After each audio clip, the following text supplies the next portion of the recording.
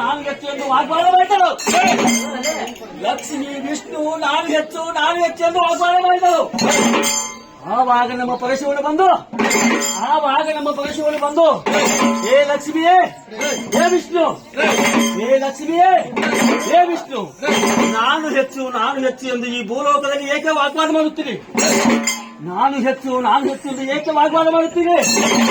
ನಾನು ಹೇಳಿದ ಪ್ರಕಾರ ಹಾರಿ ಸರ್ಪ, ನಾನು ಹೇಳಿದ ಪ್ರಕಾರ ಪರಶಿವನ ಪಾದಗಳಿಗೆ 101 ಬಿಲ್ಪತ್ರೆಯನ್ನು ನಾರಮರಿಯನ್ನುಟ್ಟು ಶುದ್ಧ ಪಾದೋದಕ ಮಾಡಿ ನಾರಮರಿಯನ್ನುಟ್ಟು ಪರಶಿವನ ಪಾದ ಪದ್ಮಗಳಿಗೆ ಯಾರು ಏರಿಸುತ್ತಾರೋ ಅವರೇ ಹೆಚ್ಚಲು.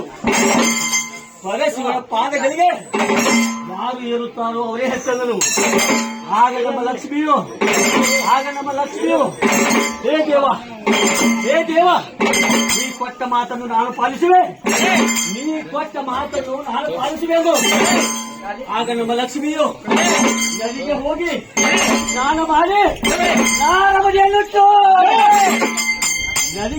ಸ್ನಾನ ಮಾಡಿ ನಾರಮರಿಯನ್ನುಟ್ಟು 101 ಬಿಲ್ಪತ್ರೆಯನ್ನು ಹಿಡಿದುಕೊಂಡು ಬಂದು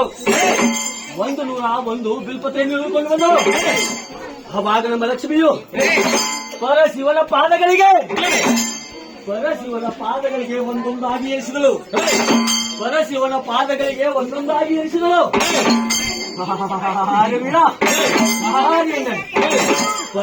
ಪಾದಗಳಿಗೆ ಏರಿಸುವುದರೊಳಗಾಗಿ ಒಂದು ಪತ್ನಿ ಮಾಯವಾಯಿತು ದೇವ. ಆಗ ನಮ್ಮ ಲಕ್ಷ್ಮಿಯು ಹೇ ವಿಷ್ಣು, ಹೇ ಭಗವಂತ, ನಾನು ಮಾಡಿದ ಅನ್ಯಾಯವೇನು? ನಾನು ಶುದ್ಧವಾಗಿ ಪರಿಶುದ್ಧವಾಗಿ 101 ಬಿಲ್ಪತ್ರೆಯನ್ನು ತೆಗೆದುಕೊಂಡು ಬಂದಿದ್ದೆ. 1 ಪತ್ರೆಯು ಮಾಯವಾಯಿತು ದೇವ ಪರಶಿವನೇ. ಆಗ ನಮ್ಮ ಲಕ್ಷ್ಮಿಯು ನಾನು ಎದ್ದು ಮತ್ತೊಂದು ಬಿಲ್ಪತ್ರೆಯನ್ನು ಹಿಡಿದುಕೊಂಡು ಬಂದರೆ ಶಿವನಿಗೆ ಕೊಟ್ಟ ಮಾತು ತಪ್ಪಿತೆಂದು ಆಗ ನಮ್ಮ ಲಕ್ಷ್ಮಿಯು ಚಿಟ್ಟನೆ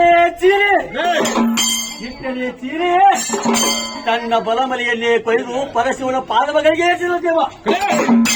ತನ್ನ ಬಲಮಲಿಯನ್ನು ಕೊಯ್ದು ಪರಶಿವನ ಪಾದಗಳಿಗೆ ಏರಿಸಿದಳು. ಆಗ ನಮ್ಮ ವಿಷ್ಣು ಹೇ ಲಕ್ಷ್ಮಿ, ನೀನು ನನ್ನ ಮಾತಿನ ಪ್ರಕಾರ ನಿನ್ನ ಆಸೆ ಆಕಾಂಕ್ಷೆಗಳನ್ನು ಈಡೇರಿಸಿದ್ದಿ. ಅವಾಗ ನಮ್ಮ ದೇವಿ ದೇವ ಹೇ ಲಕ್ಷ್ಮಿ, ನಿನಗೆ ಏನು ಹೊರಬೇಕೆಂದು ಕೇಳಿದರು. ಆಗ ನಮ್ಮ ಲಕ್ಷ್ಮಿಯು ದೇವ ಯಾವ ವರವೂ ಬೇಡ, ಹಣವೂ ಬೇಡ, ವಜ್ರವೂ ಇಡುವುದು ಬೇಡ. ನೀನು ನನ್ನನ್ನು ನಿನ್ನ ಅಡಿದಾವರಲ್ಲಿ ಇಟ್ಟುಕೊಂಡರೆ ಸಾಕು ದೇವ. ನಿನ್ನನ್ನು ನನ್ನ ಅಡಿದಾರದಲ್ಲಿ ಸಾಕು. ಅಂದಿನಿಂದ ಇಂದಿನವರೆಗೆ 3 ತವರ ಮಧ್ಯದಲ್ಲಿರುವ ಬಿಲ್ಪತ್ರೆಯೇ ಲಕ್ಷ್ಮಿಯೇ ಬಲೆ ಎಂದರು. ಇದನ್ನು ಸುಳ್ಳಂದವರ ಮೇಲೆ ಮುದ್ದು ಮಗನ ಮೇಲೆ 12 ವರ್ಷದ 12 ಜೋಳು ಹಳೇ ಪಾದರಾಕ್ಷಿ ಅಂತಂದು ಹೊಡೆಯಂದಾತ ನಮ್ಮ ಅಂಬೇಡ್ಕರ್ ಚೋಡಯ್ಯ.